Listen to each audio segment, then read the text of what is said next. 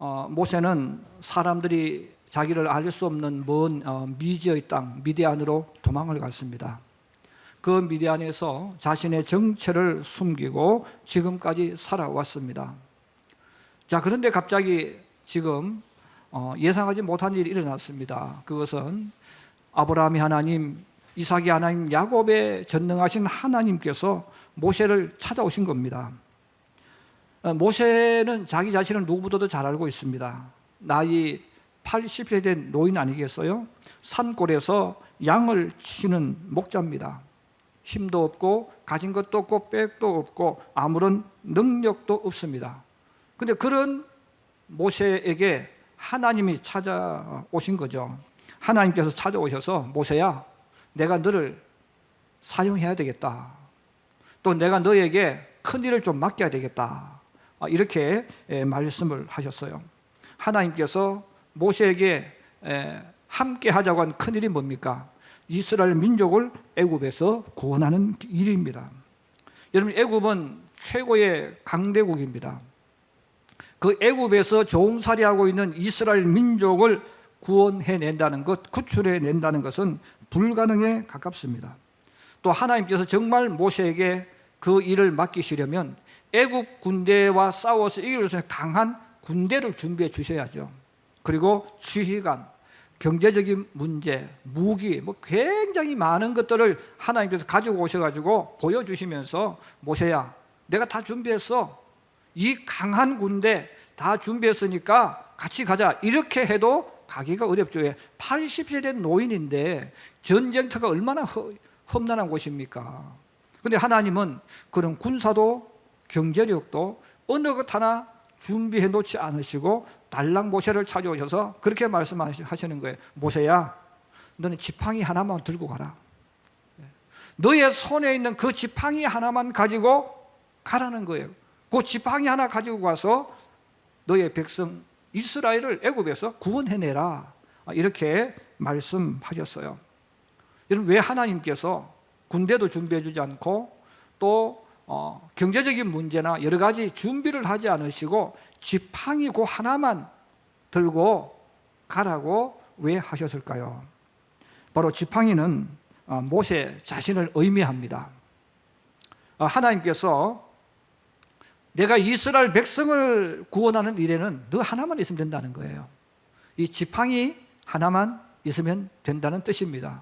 자, 그러면 이 지팡이에게 숨겨진 비밀이 무엇일까 하는 것입니다. 저는 오늘 두 가지를 말씀드리려고 합니다. 첫째, 한번 따라해 주세요. 지팡이는 한 번 죽은 나무 가지다. 지팡이라는 것은 한 번 이미 죽었어요. 꺾이는 순간 이미 죽어버린 거죠. 지금 모세의 손에 있는 지팡이는 과거에는 어느 나무 가지에 붙어있던 나무 가지였죠. 이 나무 가지는 나무에 붙어 있어야 됩니다. 나무에 붙어 있을 그때는 무성한 잎이 나타나고 때가 되면 꽃이 피고 열매를 맺습니다. 모세의 손에 잡혀있는 이 지팡이는 어떤 나무인가를 정확하게 알지 못하겠지만 분명한 것은 무성한 잎사귀와 꽃을 피우고 열매를 맺었던 나무 가지였다는 겁니다. 여기서 사람으로 표현하면 한때 잘 나갔던 사람이라는 뜻이 되겠죠. 그런데 지금은 나무 가지에서 떨어졌기 때문에 죽은 가지가 되었어요. 죽은 가지니까 아무것도 할 수 없는 가지입니다. 나무에 붙어있던 이 가지가 왜 꺾였는지 우리는 알 수가 없습니다. 큰 바람과 태풍에 꺾였는지, 아니면 지나가는 사람들이 꺾었는지, 아니면 모세가 꺾었는지, 그건 아무도 알 수가 없지만 분명한 것은 지금 죽은 가지요, 아무도 가져가지 않는 하나의 나무 가지라는 것입니다. 이제는 잎사귀와 꽃, 열매를 맺을 수 없는 가지죠.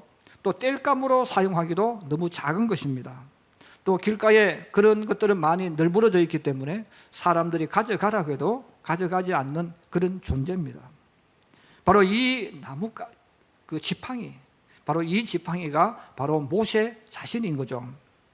모세가 애굽에 있을 때는 굉장히 유능한 그리고 유명한 장군이었습니다.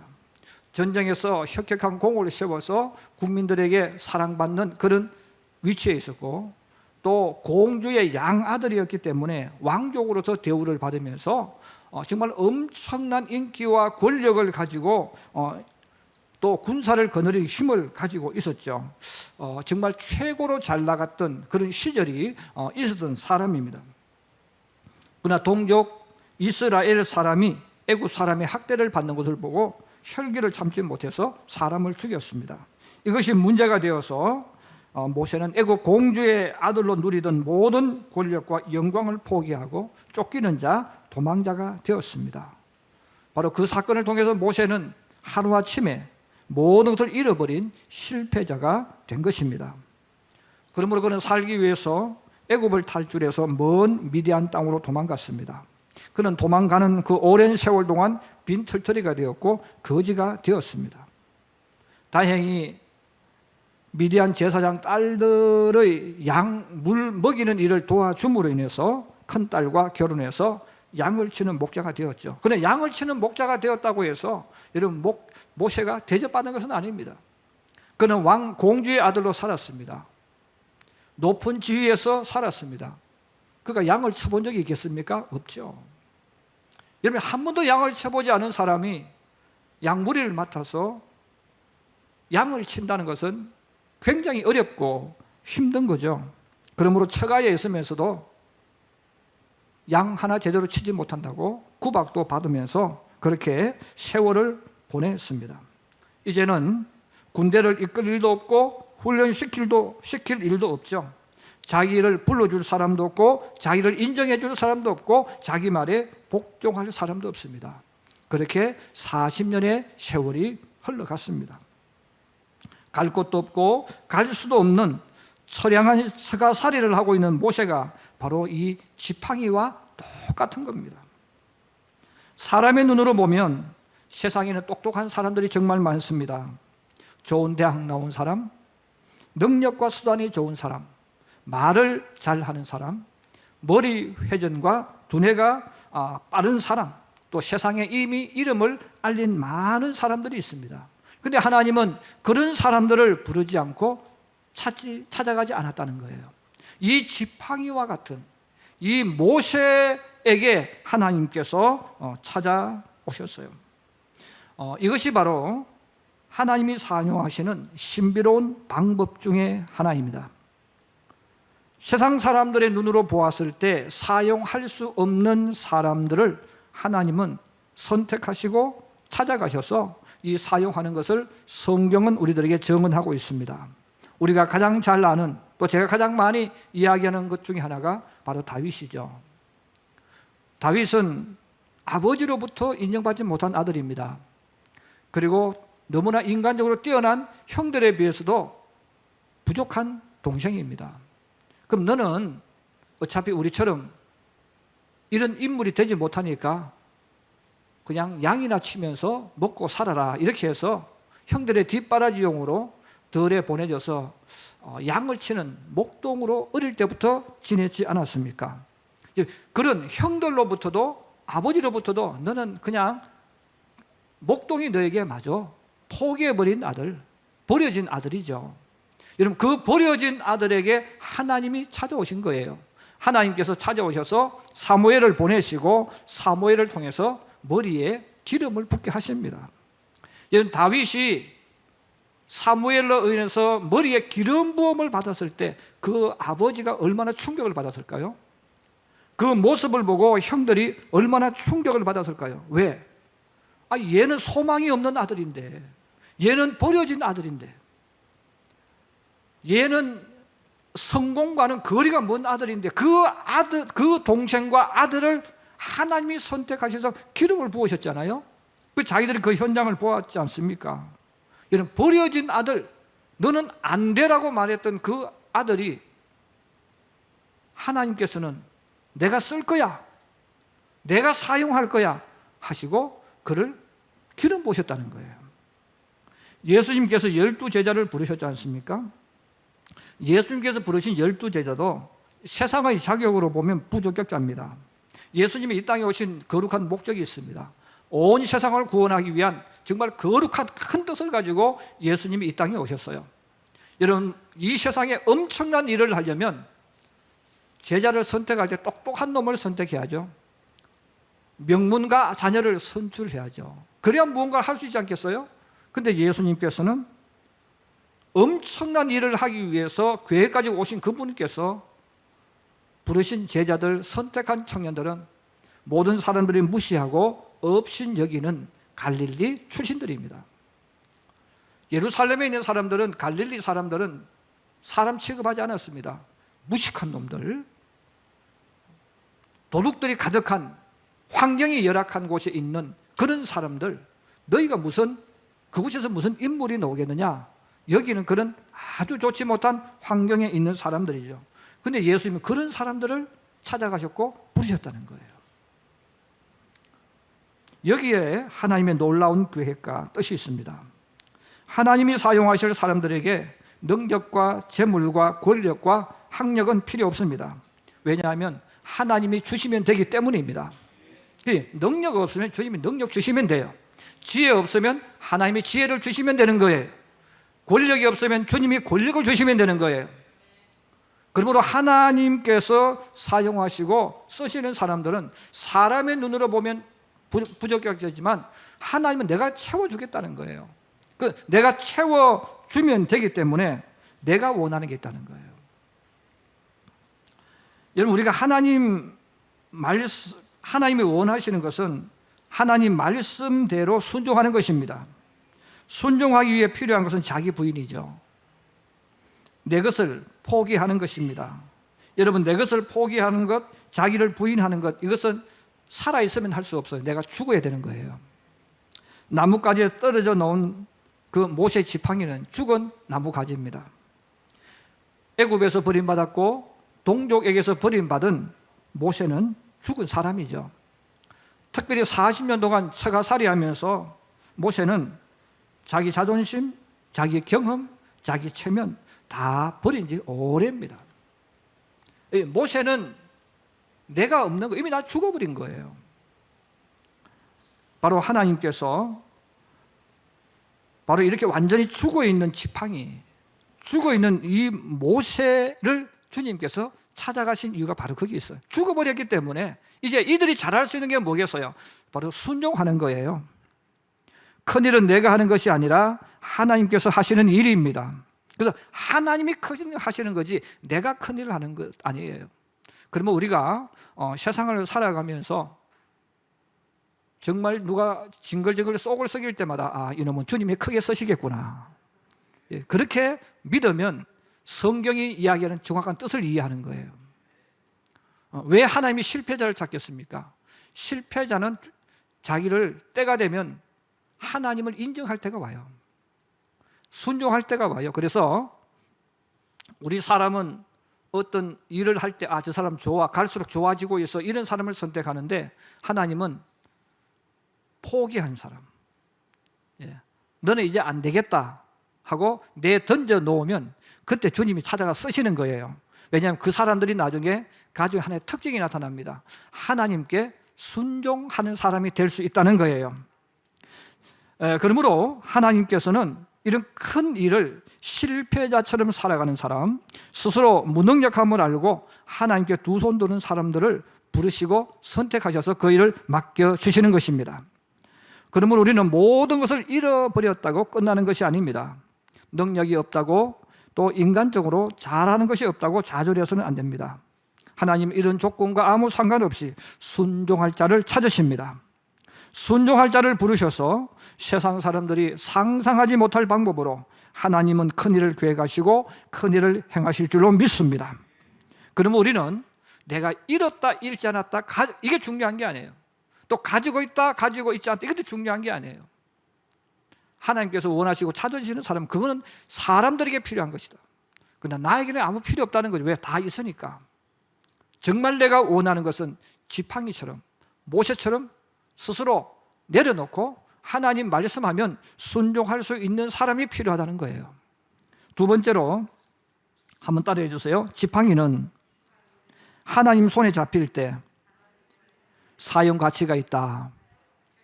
지팡이의 특징이 여기 있습니다. 지팡이는 그 스스로 아무것도 할 수 없어요. 또 지팡이는 버려진 존재로 아무도 찾지 않습니다. 그러나 그 지팡이가 모세의 손에 잡히는 순간 양을 지키는 수호자가 됩니다. 그 능력도 없고 죽어있는 지팡이지만 모세의 손에 잡히는 순간 늑대 같은 맹수를 물리치는 능력자가 됩니다. 이 모세의 손에 잡히는 순간 마법의 지팡이로 바뀌는 거예요. 그러므로 이 지팡이는 사실 쓸 수도 없고 가져갈 수도 없고 뗄감도 안 되고 아무것도 안 되는 거죠. 그런데 모세의 손에 잡히면 그때부터는 달라지는 거예요. 엄청난 능력을 가진 지팡이로 둔갑을 해버립니다. 지금 하나님은 모세에게 그것을 보여주고 계십니다. 모세 자체가 능력도 없고 빽도 없고 명예와 재물이 없지만 하나님, 너가 내 손에 잡히면 너는 어떤 인물이 되어지는가를 오늘 본문을 통해서 보여주시는 겁니다. 하나님은 모세에게 지팡이를 던지라고 말했습니다. 만약 일반 사람 같으면 지팡이를 던지라고 하면 하나님 왜 던지라고 하십니까? 하고 물을 거예요. 근데 모세는 하나님 말씀하시니까 그냥 지팡이를 땅에 던졌습니다. 지팡이를 땅에 던지니까 갑자기 살아있는 뱀이 되었습니다. 성경은 말합니다. 모세가 깜짝 놀라서 피했다는 거죠. 왜? 뱀이 되었는데 그냥 웅크리고 있는 뱀이 살아 움직이는 뱀이었다는 거예요. 그 뱀을 보고 깜짝 놀라죠. 하나님께서 또 말씀합니다. 모세야, 그 뱀의 꼬리를 잡아라. 이런 뱀의 꼬리를 잡으라고 했을 때 우리 모두는 이미 마음속에 뱀 꼬리를 잡으면 물릴 줄 알고 있잖아요. 또 뱀을 어떻게 꼬리를 잡을 수 있습니까? 분명히 하나님 앞에 왜 그런 거 내한테 시키느냐고 분명히 이야기할 거예요. 그런데 모세는 아무런 대꾸를 하지 않습니다.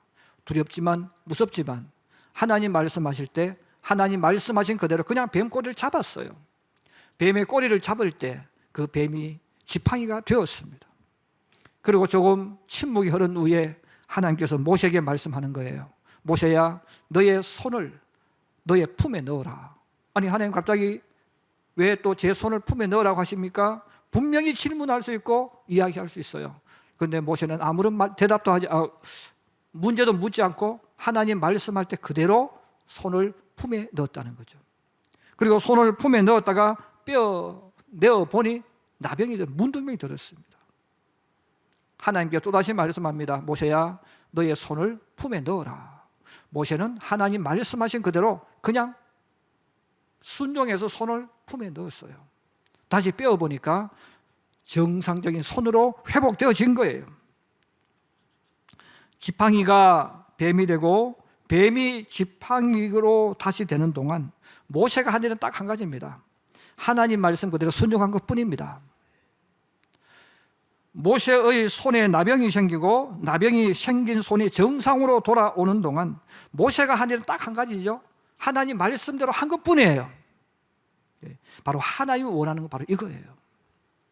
우리는 모세가 이스라엘의 영웅이라고 이야기하고 지금도 이스라엘 백성들이 가장 존경하는 인물, 모든 삶의 우선으로 앞세우는 인물이 모세죠. 정말 모세가 대단한 일을 했어요. 그러나 여러분 성경을 읽어보면 모세가 한 일은 딱 한 가지입니다. 하나님 말씀하신 그대로 순종한 거예요. 일은 다 하나님이 하신 거예요. 모세는 딱 순종한 것밖에 없어요. 지팡이 던져라, 그 지팡이 던져. 뱀꼬리 잡아라, 잡고. 손을 넣어라, 넣었다가 빼라, 빼고, 넣어라, 넣고 빼고. 여러분 나병이 생기게 하신 것도 하나님, 치료하신 분도 하나님이십니다. 지팡이를 뱀이 되게 하신 것도 하나님, 뱀이 지팡이가 되게 하신 것도 하나님이십니다. 그 모든 역사는 하나님이 다 하셨어요. 그런데 모세가 할 일은 딱 한 가지라는 거죠. 순종했다는 거죠. 바로 여러분 기적은 우리가 많은 사람들이 예수를 믿으면서 착각하는 것이 바로 그거예요. 저분 하나님 믿더니 대단한 능력자가 되어졌다. 여러분 그 사람 능력자가 된 게 아닙니다. 하나님이 하신 거예요. 우리나라에도 유명한 기도원들이 많아요. 근데 그 기도원 원장들이 병을 고치고 기적을 행했어요. 그런데 사람들은 그 원장이 능력이 있다고 생각해요. 여러분 원장은 능력 없습니다. 능력은 하나님이 하신 거예요. 근데 우리가 자꾸 착각하는 거예요. 그분이 기도하면 병난다. 아닙니다. 하나님이 역사하면 병나는 거예요. 근데 우리 자꾸 착각하는 거예요. 일은 하나님이 하신 거, 그분은 믿고 기도한 것밖에 없어요. 우리가 사는 삶에 바로 비밀이 여기 있는 거예요. 주님이 쓰시는 사람은 단순해서 그냥 하러 가면 하는 사람, 바로 주님은 그런 사람을 통해서 일하시고 영광 받으실 줄로 믿습니다. 그러므로 순종은 하나님을 완전히 신뢰하는 사람만이 할 수 있습니다. 하나님을 완전히 신뢰하는 사람만이 하나님 말씀을 따라갈 수 있기 때문에 그렇습니다. 그러므로 이 모세의 이 모습을 가장 잘 보여주는 것이 홍해 앞에 있는 그때입니다. 뒤에는 파라오가 기마병과 전차 부대를 앞세워서 추격해 옵니다. 저 멀리 뿌연 먼지를 일으키면서 사막길을 달려오는 그 모습이 소리와 함께 들려옵니다. 그런데 이스라엘 백성들은 앞에 홍해가 가로막고 있습니다. 이스라엘 백성들이 타고 갈 배도 없고 길도 없습니다. 많은 여인들과 아이들, 노인들, 그리고 애굽에서 가지고 나온 짐들이 많이 있습니다. 어디로 갈 수가 없는 거예요.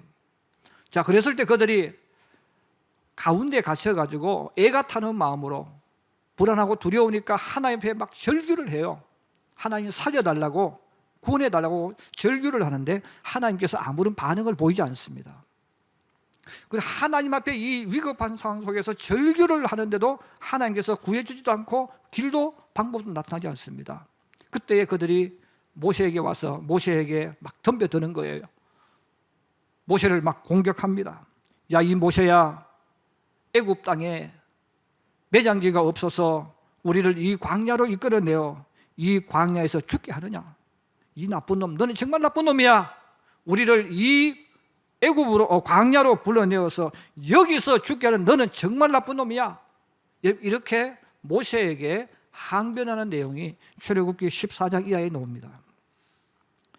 자, 이런 모습을 보시고 있음에도 불구하고 하나님께서 길도 만들어 주지 않고 방법도 알려주지 않으시면서 더 말도 안 되는 이야기를 하나님이 합니다. 모세야, 이스라엘 백성들 홍해 바다로 들어가게 하라. 그리고 너는 두 지팡이를 들고 두 손을 들고 홍해를 가리키라. 아니, 하나님 지금 저 뒤에 지금 애국 군대가 추격하고 있는데요, 지금 저들은 화가 나가지고 우리를 죽이려고 지금 엄청난 속도로 달려오고 있는 거 안 보이십니까? 하나님 지금 막아주세요. 분명히 주님 앞에 말할 수 있어요. 그리고 홍해로 들어가라니, 여러분 홍해 바다에 어떻게 들어갑니까? 사람들이 들어가겠습니까, 여러분? 아무도 들어가지 않을 거예요. 모세는 얼마든지 주님 앞에 말할 수가 있습니다. 하나님 길을 만들어 놓고 들어가라고 해주시든지 어떤 대책을 세워놓고 말씀을 하셔야 우리가 하죠. 저 홍해로 들어가라니 우리 보고 죽으라는 말입니까? 분명히 이야기할 수 있잖아요. 그런데 여러분 성경에 보면 모세는 주님께서 그렇게 말씀하니까 그냥 그대로 하는 거예요. 길도 없고 방법도 없고 무대포처럼 이 모세가 이스라엘 백성들을 모아놓고 명령하는 거예요. 여러분, 하나님께서 우리를 위해 싸우시는 것을 여러분이 오늘 보게 될 것입니다.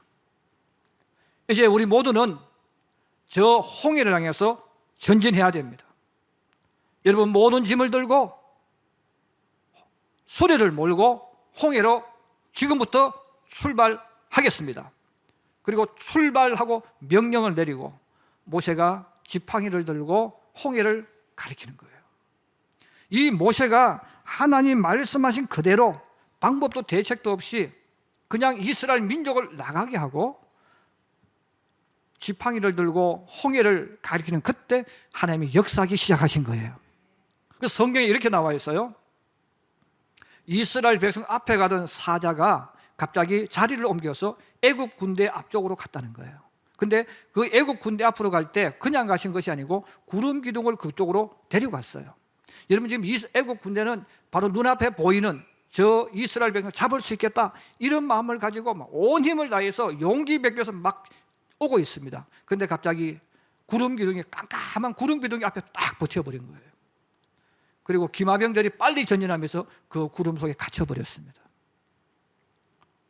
이런 깜깜한 그 밤, 아무것도 구별되지 않는 그 구름 속에 딱 이들이 갇혀버리니까 애굽의 군대가 갈 길을 잃어버립니다. 어디로 가야 하는지, 어디가 길인지를 모르는 거죠. 그러므로 그들은 그 구름 속에 갇혀서 꼼짝달싹도 못합니다. 자, 그 뒤에 있는 애국 군대는 그렇게 지금 차단되어 있는 상황 속에서 성경이 이야기합니다. 모세가 두 손을 들고 이스라엘 백성이 홍해를 나가는 그때 하나님께서 큰 동풍을 불게 하셨다는 거예요. 태풍 같은 이런 바람을, 동쪽으로부터 바람을 불어오게 만드시는데, 정말 놀라운 일은 이스라엘 민족이 홍해를 향해 나갈 때 그 바람이 불면서 이스라엘 백성들이 보는 그 앞에서부터 홍해가 열려지기 시작했습니다. 할렐루야. 근데 열려졌다고 해서 길이 뻥 뚫려가지고 홍해 건너편이 보인다는 게 아니에요. 지금은 이스라엘 백성들이 걸어가는 그 앞에 있는 바닥 물만 열리고 있는 거예요. 그런데 여러분, 모세도 대단하지만 또 이스라엘 민족도 정말 대단합니다. 그래서 믿음은 뒤에서 쫓아오는 게 있을 때 더 믿음이 강해지는 거예요. 그 애국 군대가 있었기 때문에 이스라엘 백성들도 아직 완전히 열리지 않았지만 자기들 앞에서부터 바람이 불면서 길이 나타나기 시작하니까 그 길 속으로 사람 들어가기 시작했다는 겁니다. 그러면서 1시간, 2시간 그들이 전진할 때마다 계속 길이 만들어지고 바닷길이 열려져서 새벽이 지나도록 하나님께서 역사하셔서 완전히 끝까지 홍해 길을 만들어 주신 거예요. 그리고 그 앞장선 사람들이 홍해를 건너갑니다. 여러분, 이스라엘 백성이 홍해 길을 건너갈 때 여러분 노래 부르면서 안에 물고기는 보면서 걸어갔겠습니까? 아니면 정신없이 걸어갔겠습니까? 정신없이 걸어갔겠죠. 살기 위해서. 그래서 앞선 선발대가 홍해를 건너가고 중간에 있는 그룹들이 또 건너가고 제일 뒤에 출발한 사람들도 가운데 지나고 3분의 2를 지나갔을 때 구름 기둥이 사라져 버렸어요. 그 이스라엘 애국 군대가 본 거죠. 아, 저 앞에 지나가고 있구나. 그래서 애국 군대가 앞뒤 생각하지 않고 앞에 있는 먹잇감을 향해 홍해로 뛰어들었지 않습니까? 그들이 다 홍해로 뛰어들었을 때 갑자기 홍해물이 닫히면서 모든 추격자가 물에 몰사하는 사건이 일어났습니다. 여러분, 이 일을 누가 했습니까? 하나님이 하셨어요. 그 모세는 뭘 했습니까? 모세는 순종만 한 거예요. 그냥 하나님 말씀하신 대로 이야기한 것밖에 없습니다. 모세는 홍해를 열기 위해서 노력한 일도 없습니다. 홍해를 열기 위해서 고민한 적도 없습니다. 그냥 이스라엘 민족에게 앞으로 전진하라, 홍해로 나가라. 그리고 하나님이 알려주신 그 방법대로 두 손을 홍해를 향해서 든 것밖에 없어요. 그런데 하나님이 일 다 하셨다, 그 말입니다. 바로 모세는 실패자였지만, 능력도 없지만, 뒷배경도 없는 80세 노인이지만 하나님 말씀에 순종할 때 이스라엘을 구원하는 큰 일을 행한 것입니다. 오늘도 하나님은 이 일을 하기를 원하시는 거예요. 하나님은 지금도 이 일을 행하고 계시고 또 함께 일할 사람들을 부르십니다. 그래서 우리가 자녀를 양육할 때, 여러분, 우리가 하나님을 정말로 믿는다면 이 마음을 가지고 있어야 돼요. 공부 잘하는 것도, 말 잘 듣는 것도 축복입니다. 그런데 징글징글 속을 썩이는 놈도 축복입니다. 왜냐하면 그 아이가 나중에 모세처럼 아무것도 없어졌을 때 그때 주님 찾아가서 쓰시거든요. 그래서 우리는 이 하나님의 역사를 보면 똑똑하고 공부 잘해도 또 쓸모가 있고, 징글징글 속을 썩여도 또 주님은 때가 되면 사용하시는 거예요. 이걸 생각하면 너무나 재밌고 여러분 희망차지 않습니까? 여러분, 그 아이가 내 자식이 어떤 일을 할지 누가 알겠어요? 여러분, 모세가 이런 큰 일을 행할 줄 누가 알았겠어요? 여러분, 성경에 나오는 인물들을 가만히 한번 되돌아보세요. 우리는 다윗 같은 사람, 또 다니엘 같은 사람 굉장히 위대하다고 말하지만 그들의 그 삶은 전부 다 실패자입니다. 다니엘도 포로가 되었다는 말은 인생의 낭떠러지로 떨어졌다는 뜻이에요. 요셉도 낭떠러지에 떨어져서 노예가 되잖아요.